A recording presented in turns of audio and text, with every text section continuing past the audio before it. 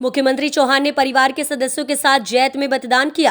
भोपाल 17 नवंबर 2023 मुख्यमंत्री शिवराज सिंह चौहान ने आज विधानसभा निर्वाचन के लिए सीहोर जिले के आदर्श मतदान केंद्र ग्राम जैत के शासकीय माध्यमिक शाला भवन में मताधिकार का उपयोग किया। माध्यमिक शाला जैत स्थित मतदान केंद्र में मुख्यमंत्री चौहान की धर्मपत्नी साधना सिंह सहित परिवार के अन्य सदस्यों ने मताधिकार का उपयोग किया।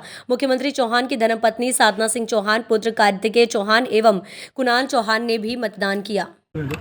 मैं आप सबका मेरी जन्मभूमि में गृह ग्राम में, जहाँ से मैंने आंदोलन की शुरुआत बचपन में की थी, जैत में स्वागत करता हूँ जी। आज लोकतंत्र का महापर्व है। सबसे पहली अपील मेरी प्रदेश के मतदाता बहनों और भाइयों से यही है कि अपने मताधिकार का प्रयोग वो अवश्य करें। भारतीय जनता पार्टी की सरकार ने पिछले 18 वर्षों में प्रदेश के विकास के अभूतपूर्व काम किए हैं।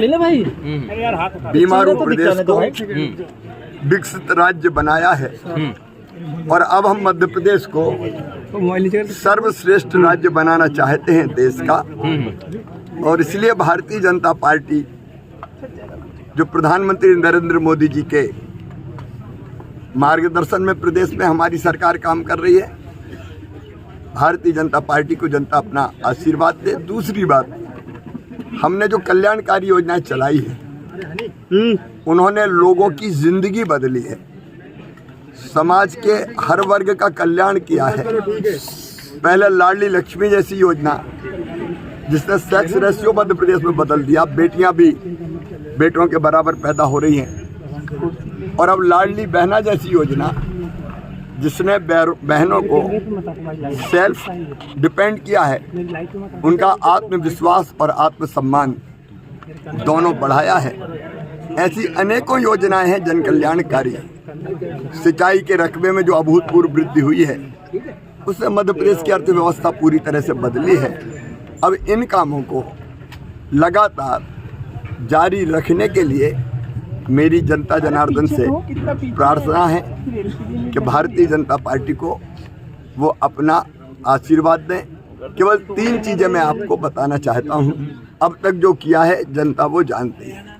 आगे जो हमारी प्राथमिकताएं हैं, क्योंकि जो हमने संकल्प पत्र घोषित किया है वो गारंटी है मोदी जी की भी, भारतीय जनता पार्टी की गारंटी है। मोदी जी का नेतृत्व और मार्गदर्शन हमको प्राप्त है। लेकिन जो काम हम करने वाले उनमें पहला, लाडली लक्ष्मी से लाडली बहना और लाडली बहना से अब लखपति बहना योजना। मैं अंतरात्मा से ये कह रहा हूँ कि बहनों की आमदनी कम से कम 1 लाख रुपया सालाना हो, उसको हम लखपति बहना मानेंगे। और यह संभव नहीं है। 15 लाख बहनें सेल्फ हेल्प ग्रुप के माध्यम से लखपति दीदी बन चुकी हैं।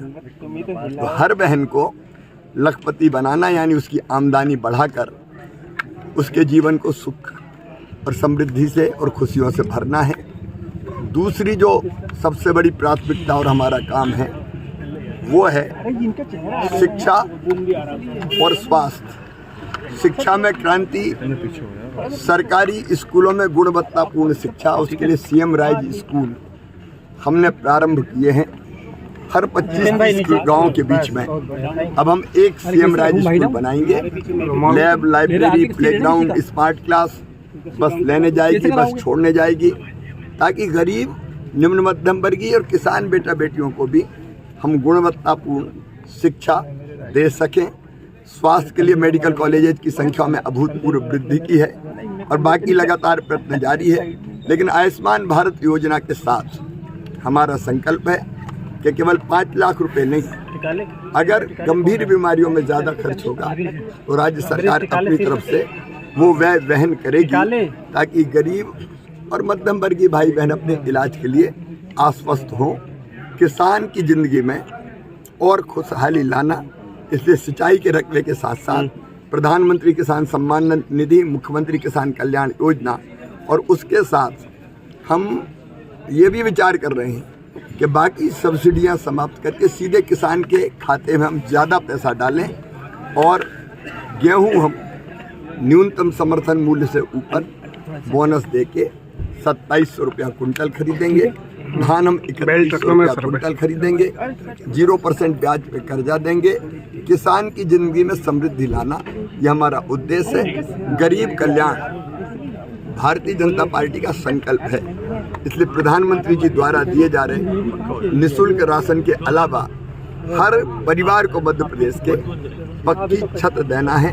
इसलिए हमने सीएम लाडली बहना आवास योजना भी बनाई है और कोई बिना जमीन के ना रहे, इसलिए गांव में भी मुख्यमंत्री भू आवासीय अधिकार योजना के अंतर्गत हम पट्टे दे रहे हैं। आगे किसी को हम वंचित नहीं रखेंगे। संकल्प पत्र में जो बात कही गई है उस एक एक बात को हम पूरा मोदी जी के मार्गदर्शन में करेंगे।